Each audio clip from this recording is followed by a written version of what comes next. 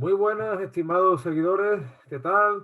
Volvemos con el pana Emilio Acosta Ramos a hablar de un tema como son las universidades en la América virreinal, las universidades en Hispanoamérica, el mundo universitario hispano que cruzó del viejo mundo al nuevo mundo americano, que viene de una tradición eclesiástica y medieval. Yo sé que esto suena muy mal, pero es así, y que en América floreció pues, desde la Nueva España hasta los confines del Perú. Y Emilio, la verdad que es un tema que le apasiona, ¿verdad, pana?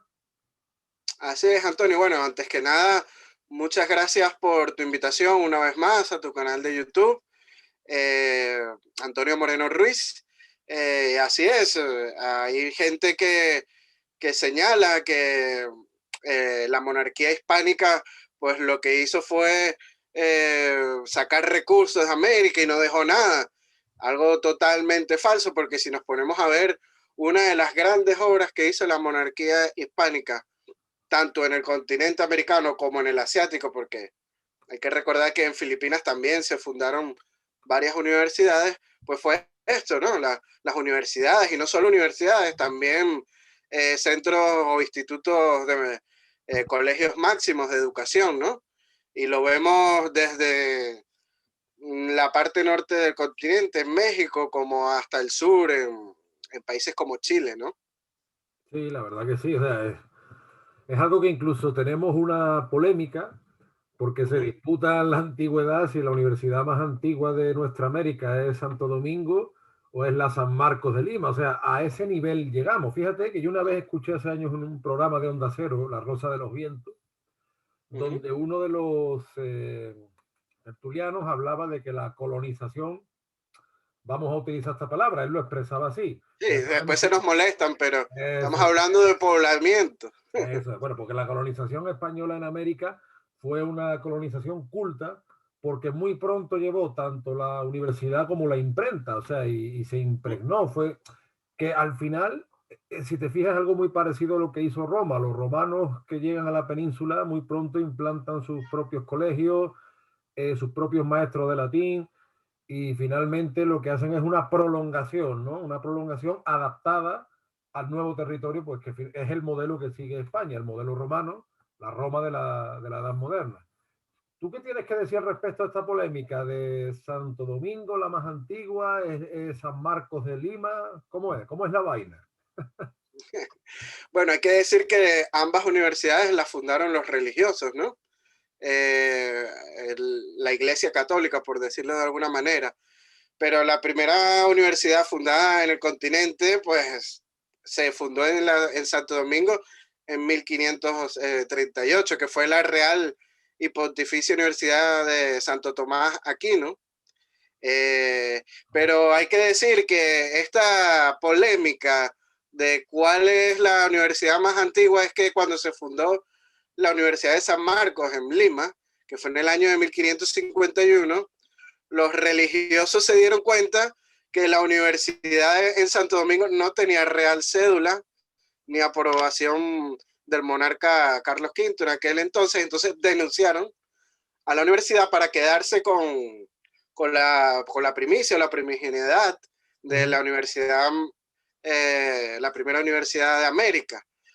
Pero hay que decir que ya había graduado gente en la Universidad Santo Tomás Aquino en Santo Domingo, o sea, ya existía. Uh -huh. Al final, a las dos universidades tuvieron real cédula porque posteriormente la real cédula se la dieron a la Universidad de Santo Domingo, y hay que decir que la Universidad de Santo Domingo pues funcionó hasta el año de 1824, o sea, 3 años después de la independencia de de este país, ¿no? De Santo Domingo, hoy República Dominicana. Entonces, de algo sí se puede decir de la Universidad de San Marcos de Lima, que es la universidad que sigue en pie más antigua del continente americano, pero la primera fundada pues es la de Santo Domingo, ya existía, de eso Claro. no hay duda, ¿no? Claro, la Universidad de San Marcos de Lima es la que mayor continuidad tiene en el mundo hispanoamericano, que de hecho sigue siendo una universidad bastante fuerte.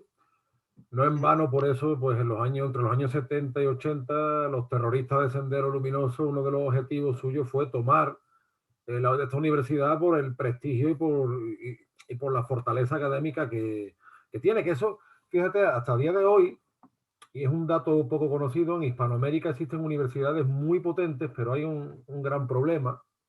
Primero que por la situación política y económica, muchos graduados, muchos licenciados se tienen que buscar la vida fuera. O sea, después de romperse los codos, de estar así estudiando años, haciendo Pensé que ibas a decir trabajos. otra cosa. Oh, también, también. Tú sabes que en España esta expresión la utilizamos mucho, ¿no? Para estudiar. Y la otra también. También, la otra también. Al final voy a salir perdiendo, Emilio.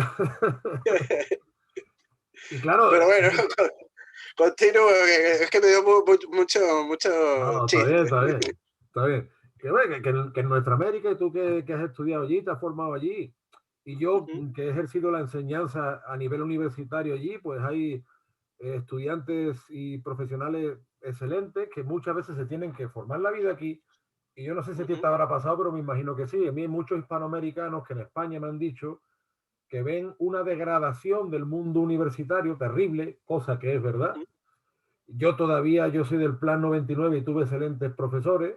Sin embargo, me voy a callar de lo que pienso de ciertos profesores jóvenes que hoy en día andan en la política. En fin, voy a correr un tupido velo sobre ese asunto, Sobre todo en complutense. ciencias políticas, ¿eh? Eso es. Pero la bajada esa de nivel que, mientras que en Hispanoamérica todavía hay universidades muy fuertes, se tienen que buscar la vida muchas veces fuera, incluso se tienen que venir acá para hacer un máster, una maestría, como se dice allí, ¿no? O lo que Para sea. poder ejercer en España. Claro, incluso que esa maestría les vale más en Perú, en Venezuela, donde sea, habiéndola sacado en Europa, cuando allí muchas veces el nivel es todavía más fuerte que en muchas disciplinas, ¿eh? Yo trabajo con gente a nivel universitario allí y además ahí ves cómo esa trayectoria de siglos universitarios sigue muy fuerte. Porque volvemos a lo mismo, es que la imprenta, por ejemplo, llegó mucho antes a México que a Turquía, ¿no? Entonces, no es cosa de que en Hispanoamérica la universidad sea un fenómeno actual, sino que es un fenómeno de rancio abolengo que formó a generaciones de criollos, de mestizos, incluso de indígenas. Existía la figura de esos colegios de nobles indios, donde las lenguas indígenas, las lenguas amerindias, sí se conservaron fue gracias a que se incorporaron al mundo universitario. Había cátedra de quechua, cátedra de otras lenguas indígenas, y pues quedaron codificadas en el alfabeto latino. Y a día de hoy, pues esa tradición se recoge en esos grandes profesionales que hay en Hispanoamérica que por desgracia muchas veces tienen que ir a sacarse una maestría en Estados Unidos o en Europa, que le da más prestigio cuando a lo mejor su universidad resulta que es más fuerte, ¿no? Sí, no, hay que decir que un buen número de centros universitarios en la época virreinal en América tuvieron un nivel equivalente al de los europeos, inclusive en algunos casos hasta mayores, ¿no? La Universidad de San Marcos en Lima, pues no tenía nada que envidiarle a una universidad, no sé, en Francia o en Bélgica, por decirlo de alguna manera, ¿no? Uh -huh. Eh, y, o sea, en estas universidades se estudiaba derecho, teología, medicina, otras ciencias menores dedicadas al arte o a la filosofía. Algunas universidades tenían cátedra de lengua indígena, ya que era de uso obligatorio a los religiosos que ejercían la enseñanza en las Indias, ¿no? Tenían que aprender estas lenguas amerindias para poder evangelizar primero y después enseñarle algún, alguna profesión a los indígenas, ¿no? Que Claro. era muy común en las misiones, sobre todo en estos centros universitarios, ¿no? Sí, sí. Y hay que decir que estas universidades jugaron un papel relevante en el trasvase cultural de la Europa cristiana al Nuevo Mundo. Su vitalidad estuvo estrechamente vinculada a la alcanzada por las ciudades de la América Española, participando en su destino, tanto en su grandeza como también, hay que decirlo, en su decadencia, ¿no?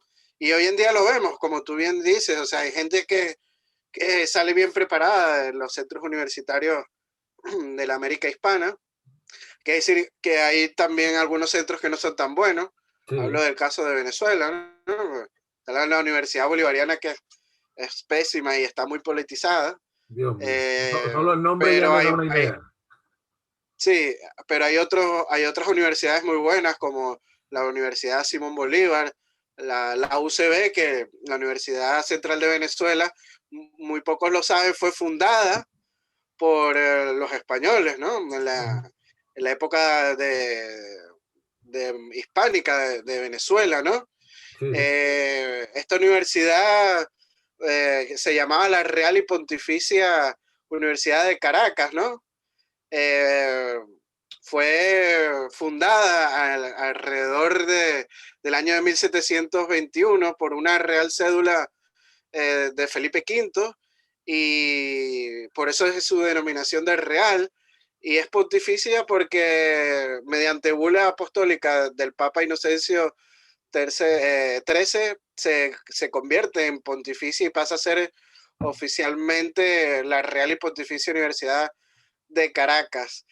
Fue fundada por el obispo Juan José de Escalónica, Calatayud. La inaugura solemnemente la sede primigenia de la Universidad Central de Venezuela, que es la Capilla de Santa Rosa de Lima. Hoy es el Palacio Municipal de Caracas, ¿no?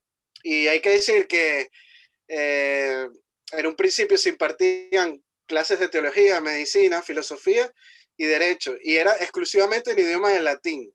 Entre 1725 y 1821, la Universidad de Caracas, hoy UCB o Universidad Central de Venezuela, gradúa 2.756 de sus estudiantes en títulos como bachilleres, licenciados, maestros y doctores. También hay otra universidad muy importante en Venezuela, que es la Universidad de los Andes, que queda en Mérida, y casualmente también fue fundada por los españoles, ¿no? Se llamaba anteriormente el Colegio Seminario de San Buenaventura de la ciudad de Mérida. Se fundó en 1785 como colegio, cuando Fray Ramos de Lora fue el primer obispo de Mérida, ¿no? Y hay un caso curioso con esto de la Universidad de la ULA, ¿no? Tú te metes en la página web oficial de la ULA y dice que lo fundaron el gobierno republicano, ¿no? Hombre. Y sí, y si nos ponemos a ver, en 1789 se le dio el título de Escuela de Buenas, y en 1806 ya se constitucionalizó como instituto. El rey Carlos IV lo autorizó para conferir grados mayores y menores en filosofía, en teología, en cánones, como si fuera una universidad, aunque no le otorga la categoría, pero el 21 de septiembre de 1810 la Junta Conservadora de los Derechos de Fernando VII le otorga al seminario el ansiado título de Real Universidad de San Buenaventura de Mérida de los Caballeros, como provincia de la corona de España, teniendo el visto bueno de la regencia, porque acordémonos que aquel entonces Fernando VII estaba preso en Bayona, así que nada más con el título de Real Universidad de San Buenaventura de Mérida y los Caballeros, y por la Junta Conservadora de los Derechos de Fernando VII, pues no hace falta más que decir que es una fundación totalmente española de esta Universidad de los Andes en Mérida. Claro, o sea, además te das cuenta con todos estos datos que España, o sea, la monarquía hispánica desarrolla un sistema escolar bastante complejo y, por ejemplo, ahí tenemos el caso de Tupac Amaru, de José Gabriel Condorcanqui, que hablaba castellano, latín y quechua desde el mismo sistema escolar. Cómo este sistema escolar, la nobleza indígena estaba integrada en él a tal punto de que eso se ve es muy visible en el Perú. En el Perú siempre existió siempre se ha dicho que el Perú siempre ha habido como grandes familias, ¿no? Los criollos, los mestizos, y siempre hubo grupos de poder indígenas ligados a sí mismos. La nobleza indígena. Claro, pero ligados a sí mismo al sistema escolar, que el sistema escolar es un sistema escolar bastante complejo. Y digo esto porque corren ahí leyendas, sobre todo que coinciden desde el fundamentalismo protestante hasta los neomarxistas, de decir que España, como tú apuntabas, ¿no? La leyenda negra de que España solo fue allí a saquear de que no se preocupó por la educación, de que mantuvo a la población en las tinieblas, todo lo contrario.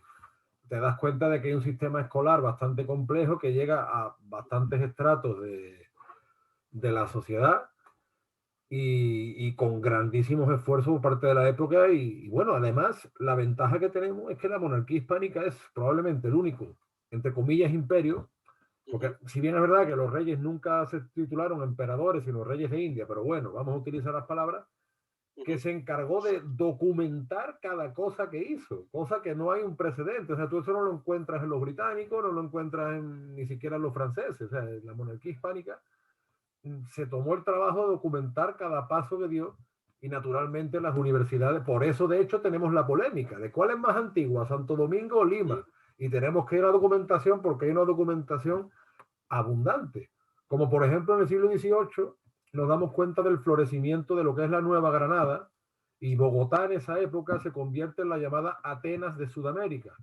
por la cantidad de gente universitaria, de sabios como Celestino Mutis, que por cierto, el tesoro botánico de Celestino Mutis, Bolívar lo iba a vender a los británicos y lo rescató Boves, dato que hay que decir, Morillo, ¿no? lo rescató Morillo. Lo rescata Morillo, pero Boves es uno de los que lo custodia, por así decirlo. Pasa que ya sabemos de la temprana muerte de Boves, que en fin. Pero a eso voy, o sea, la Nueva Granada en el siglo XVIII atrae a un montón de naturalistas, de sabios, y Marcelino Menéndez Pelayo, entre los siglos XIX y XX, este gran historiador y polígrafo español, nos dice que Bogotá fue la Atenas de Sudamérica. Esto es algo que viene ya del siglo XVIII, o sea que tenemos ahí todo un sistema complejo que por desgracia es que no conocemos, que es el problema nuestro es la falta de conciencia por complejo y por desconocimiento, porque nos han hecho creer que somos oscuros, que somos ignorantes, ¿no? Todas estas cosas.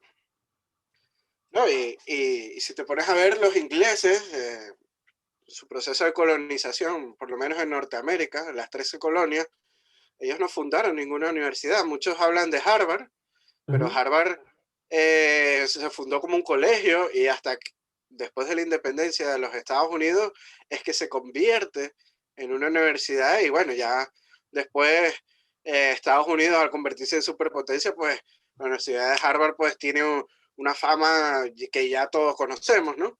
A nivel mundial. Pero asegura Elvira Roca Barea, que es colaboradora del Consejo Superior de Investigaciones Científicas, lo siguiente. Voy a citar, porque es algo muy interesante que ella dice sobre este tema. Hay que sumar la totalidad de las universidades creadas por Bélgica, Inglaterra, Alemania, Francia e Italia en la expansión colonial de los siglos XIX y XX para acercarse a la cifra de las universidades hispanoamericanas durante la época imperial española. O sea, se tiene que esperar hasta ya casi el siglo XIX, incluso el XX, para poder asimilar el número de las universidades fundadas desde el siglo XVI al XIX por España, no solo en América, en todos los continentes donde hubo presencia hispánica, ¿no? Como ya hablamos anteriormente del caso de las Filipinas. Y hay que decir que se crearon entre 25 y 33 universidades, según acotemos la fecha, porque obviamente después de las independencias hispanoamericanas, pues se fundaron algunas universidades en Filipinas y en Cuba, que siguieron siendo territorios bajo la monarquía hispánica. Además de incontables escuelas, como hemos dicho al principio, como la de San Pedro Gante, que llegó a tener 1000 alumnos, y es 33 universidades para una población que no pasaba de los 15 millones de habitantes, da una proporción increíble, o sea, supera todo cálculo imaginable, ¿no, Antonio? Tú sabes que ahora que tú has citado a María Elvira Roca Barea, que es una de nuestras historiadoras de cabecera, tú sabes que ella ha enseñado en Inglaterra y en Estados Unidos, y concretamente ha enseñado en Harvard, porque ella es su rama principal la filología, o sea que ella habla con mucho conocimiento de causa. Y fíjate que ella, por ese conocimiento que tiene del mundo universitario y de la historia de nuestro mundo universitario, ha logrado predecir cosas como, por ejemplo, que en Estados Unidos iba a haber un momento que iba a llegar una oleada hispanófoba. Eso lo lleva diciendo María Elvira Roca Barea años. Y esa oleada hispanófoba lo que pretende tapar es que las misiones extendidas por Norteamérica funcionaron también como colegios. Lo que intenta tapar es que en la Luisiana de época española, como tú apuntaste alguna vez, se creó un sistema bilingüe pionero de enseñanza. O sea, toda esa oleada hispanófoba que hasta, date cuenta que hasta Tucker Carlson llega, que yo hice el vídeo este de 4 minutos por la vaina, porque hay una caravana de inmigrantes centroamericanos y la culpa es de que España se llevó el oro, pero claro, lo que se está intentando tapar es eso, es ese sistema escolar complejo hispánico que llegó también a los territorios más recónditos de la América del Norte. O sea, que refuerza totalmente lo que tú estás exponiendo. Y si te pones a ver, si vemos la geografía de los Estados Unidos después como país independiente arrasó a la población indígena, pero curiosamente donde queda un poco de población indígena en aquellos territorios donde estuvo la mano española y estuvieron bajo administración del virreinato de la Nueva España, ¿no? Y es por esto, por las misiones, ¿no? Los americanos, o mejor dicho, estadounidenses, cuando llegaron a estos territorios, no se consiguieron los indios salvajes que se consiguieron en las 13 colonias. Eran indios que tenían una educación, sabían de agricultura, sabían de artes madereras, de artesanía, Sí. etcétera. Tenía conocimientos incluso científicos, porque muchas de estas misiones se construyeron telescopios para poder observar las estrellas, ¿no? Sobre todo en las misiones jesuíticas y dominicas, ¿no? Entonces vemos que por eso es que se les hizo más difícil el aniquilamiento y el genocidio de estos indios en el oeste y sur de los Estados Unidos. Y gracias a esta obra misionera es que todavía sobreviven hoy en día en reservas, hay que decirlo, no tan libremente, casi presos en reservas, pero todavía existe alguna población de estas tribus, tanto apaches, sioux, etcétera, ¿no? Claro, no, la verdad que volvemos a lo mismo. O sea, te habla de la complejidad de ese sistema, de que las misiones fueron asimismo grandes centros educativos, en muchas ocasiones también de alfabetización, porque parece que, es que los españoles, según ciertos fundamentalistas protestantes y ciertos neomarxistas, pues hemos sido enemigos de la alfabetización, nada más lejos de la realidad. Sí es verdad que la tradición española, así como la tradición latina en ¿No? general. Y que muchos de los próceres independentistas se educaron en este sistema universitario español. Vemos el caso de Juan Germán Rocio. Él era abogado en el colegio, en la Universidad Central de Venezuela. Andrés Bello también se graduó en filosofía en la Universidad Central de Venezuela. Y casos como este, pues hay montones, ¿no? De estos próceres que se educaron bajo el sistema educativo español y al final como que les voltearon la tortilla y quisieron ser separatistas, ¿no? Y date cuenta que eso, bueno, lo que yo quería decir antes, aparte, era que sí es verdad que hay un peso muy grande de la tradición oral frente a lo mejor a países centroeuropeos, pero que eso forma todo parte del orbe latino. Pero implementando lo que tú dices, volvemos al final a lo mismo. La época clave que va entre Carlos III y Carlos IV, el conde de Florida Blanca, que es yo sé que es un personaje que históricamente a ti te gusta mucho, todos esos ilustrados lo que pretendieron era acercar todavía más el mundo universitario indiano al ibérico y hacer una especie de estudios generales de gente que fuera de las familias criollas para estudiar a la península y viceversa. Y es curioso porque en una entrevista, Camilo José Cela, fíjate, ya en pleno siglo XX, el último Nobel de Literatura español, él defendía que había que hacer un intercambio con las universidades hispanoamericanas y lo que te está proponiendo es una especie de programa Erasmus hispanoamericano. Pues eso ya entre Carlos III y Carlos IV se vio. O sea, date cuenta lo adelantados que eran a su tiempo para estrechar más los lazos y fortalecer ese sistema educativo entre las partes de la monarquía hispánica y cómo precisamente en la época que se iba a dar el gran paso, además, hacia una especie de Commonwealth hispánica, pues todo se rompió, cambió el paradigma geopolítico, cambió el paradigma económico y todo se fue a eso, ¿no?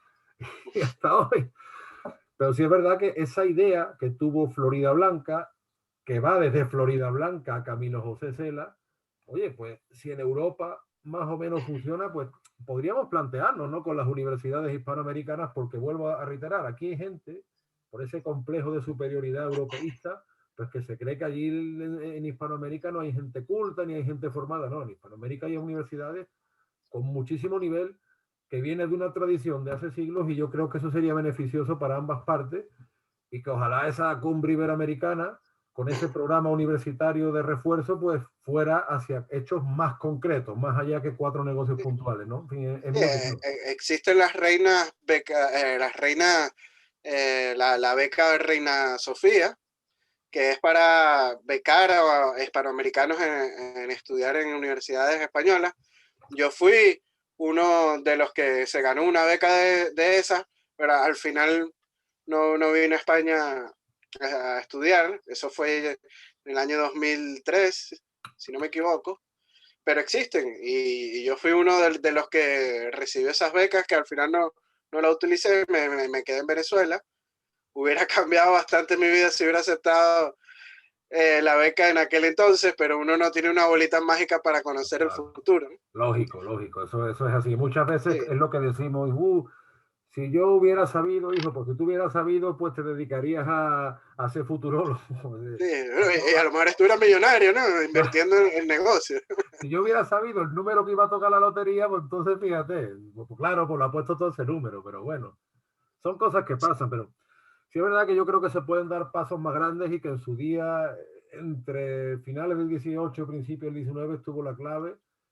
Florida Blanca y tantos otros lo supieron ver y por desgracia, bueno, ojalá aprendamos de nuestros errores algún día y estrechemos más los lazos, porque en el mundo universitario tenemos un ejemplo de que la leyenda negra es eso, leyenda negra, mentirosa.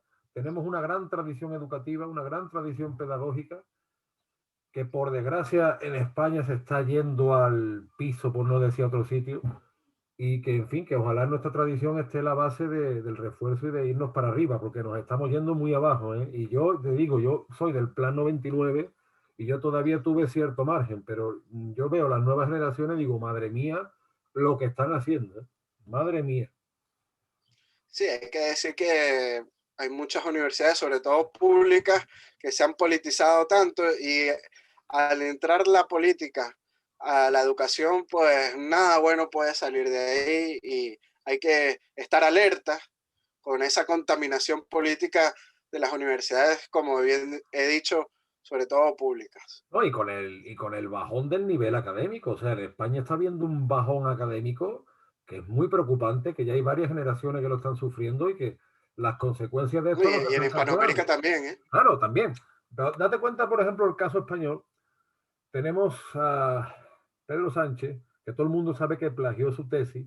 Tenemos el caso de Pablo Casado, que casi todo el mundo sabe que ahí hay, como se dice en Perú, un chongo, porque parece ser que este señor, los aprobados no fueron tan suyos. Entonces, claro, ¿qué imagen estamos dando al mundo? Ten en cuenta una cosa, muchos universitarios españoles, y me incluyo, no vamos a tener más remedio que emigrar más tarde o más temprano. Porque yo ya hice eso y volví, pero sé que en algún momento tendré que coger otra vez la maleta. Pero es que va a llegar un momento que tenemos tal desprestigio, a pesar de nuestra rica tradición, que es que ya no nos van a aceptar el título en ningún lado. Pues todavía, tú sabes que tú llegas a Hispanoamérica con un título español y como, oh, este... Pero claro, con Sí, este tipo de noticias, con este tipo de malos ejemplos, va a llegar un momento que no nos van a querer en ningún lado. Entonces, el quebrar toda nuestra rica tradición académica como se está haciendo, además desde la clase política entendida en el peor sentido de la palabra, va a tener está, yo creo, ya teniendo unas consecuencias que en fin, eso, ojalá pudiera ser optimista, Emilio, pero es que no me dejan. sí, es como una degradación poco a poco, ¿no? Del sistema universitario en España. No sé cómo estará el prestigio a nivel europeo. No sé si en países como Inglaterra o Francia o Alemania todavía respeten estos títulos universitarios de España, ¿no? Pero puede llegar un momento como sucedió en Venezuela, ¿no? Que las universidades venezolanas a nivel hispanoamericano, pues eran centros universitarios súper respetados y hoy en día, pues no tienen ese respeto, por decirlo de alguna manera, y muchos dicen que hay muchos títulos comprados, ¿no? Y que no sirven para nada. Y es parte de mantener un estatus. Si tú pierdes el estatus, pues al final esos títulos pues se convierten solo en papel. Tú sabes, por ejemplo, la generación, mi suegro, que en paz descanse, él nació en el año 40. En aquella época, bueno, y hasta hace poco, que te mandaran a estudiar a Argentina era un estatus para determinados países del sur, de Sudamérica. De hecho, no, en Venezuela igual, había muchos colombianos, peruanos, ecuatorianos que estudiaban en las universidades venezolanas. Venezuela, Argentina quería ir, fíjate, era un país el que se iba, aparte de trabajar, también a estudiar. Que eso ha sido, por ejemplo, una de las cosas que ha marcado la diferencia con Irlanda. El progreso de Irlanda es que se ha convertido en una zona para acoger estudiantes. Pues Argentina era así. Mi suegro hizo la carrera de historia ya, vivió muchos años en Tucumán, de hecho tenía doble nacionalidad, peruano-argentino, y durante muchos años, al final eso se ha roto. Y ya mucha gente quiere ir a estudiar, por ejemplo, a Brasil. Yo he formado a mucha gente gracias a eso, formado gente, hemos formado gente en portugués, en Perú y en otros países, por gente que quería ir a estudiar, sobre todo muchas ramas de medicina, a Brasil y necesitaba saber portugués, lógicamente. Entonces, bueno, sí, claro. Eso es lo que tú dices, el estatus, la seriedad, el mismo nombre, ¿no? Puede cambiar de una generación a otra y en España, de verdad, en fin. Ojalá no dejaran ser optimistas, Billy, ojalá. Sí, esperemos que no suceda eso, ¿no? Porque al final es eso, se convierte prácticamente en papel. Yo no he podido homologar mis estudios universitarios venezolanos en España por eso mismo, porque es una burocracia increíble y casi que es imposible, ¿no?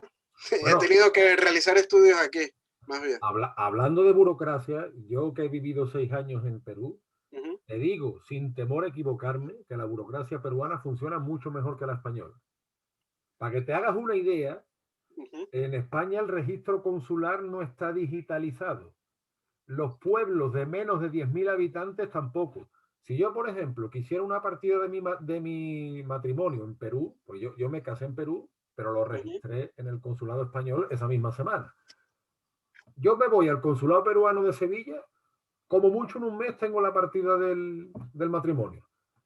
Mi partida de matrimonio española, que está registrada en el consulado en la misma fecha prácticamente, como no está digitalizado, pues me puede tardar 1 año y medio, 2 años, porque además yo no puedo mandar a nadie a que vaya, o sea, tenía yo que coger un avión, irme a la embajada española y que me dieran el papel. Y si no, pues esperar 1 año y medio o 2. O sea que...